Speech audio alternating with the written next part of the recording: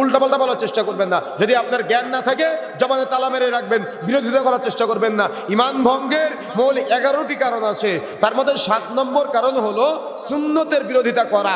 যদি আপনি সুন্নাত মানতে না পারেন তো জবানে বিশাল আকৃতির একটা তালা ঝুলিয়ে রাখবেন, তারপরে বিরোধিতা করার চেষ্টা করবেন না। আপনার এত শরীর জ্বলে কেন?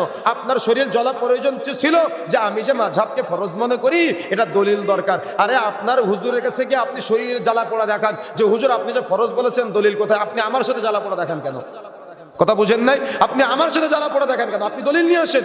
দলিলের প্রয়োজন। সামান্য 1 কাঠা জমি কেনার সময় দাগ নম্বর, খতিয়ান নম্বর, পরচা নম্বর কোথায় কি আছে সব আপনি খুঁজে বের করার চেষ্টা করেন।